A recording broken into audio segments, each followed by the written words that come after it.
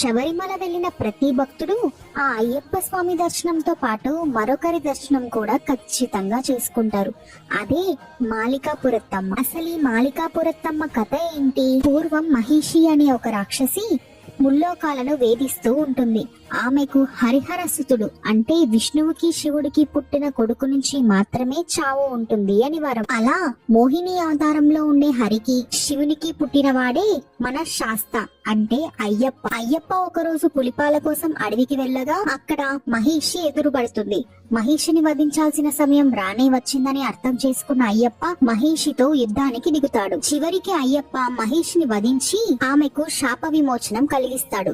శాప విమోచనమైన మహిషి వెంటనే ఒక అందమైన ఆడపిల్లగా మారిపోతుంది. అలా ఆమె పేరు లీలావతి అని, ఒక మహర్షి శాపం వల్ల మహిషిగా మారవలసి వచ్చింది అని చెప్పి తనను వివాహం చేసుకోమని వేడుకుంటుంది. కానీ అయ్యప్ప తాను నైష్టిక బ్రహ్మచారినని, తన ఈ జన్మ ధర్మాన్ని కాపాడడానికే అని, అందుకే తాను వివాహం చేసుకోలేను అని చెప్తాడు. కానీ ఏ రోజైతే ఒక్క కన్యస్వామి కూడా శబరిమలకు రాకుండా ఉంటాడో ఆ రోజు తనను వివాహం చేసుకుంటాను అని స్వామి వరం ఇస్తాడు.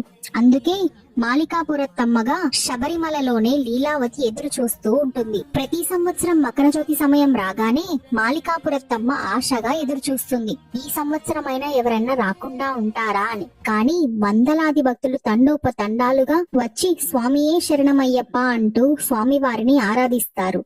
అది చూసిన మాలికాపురత్తమ్మ విచారంతో వెనుతిరిగి మళ్లీ వచ్చే సంవత్సరం దాకా ఎదురు చూస్తూ ఉంటుంది. అలా ప్రతి సంవత్సరం ఆమె ఎదురు చూస్తూనే ఉంటుంది. మాలికాపురత్తమ్మకి అయ్యప్ప స్వామిపై ఉండే నిస్వార్థమైన భక్తి, నిరీక్షణ అత్యంత పవిత్రమైనది. అందుకే వాటిని గౌరవిస్తూ భక్తులు ఆమెను దర్శించుకుంటారు. Please like and share, subscribe Chesukandi.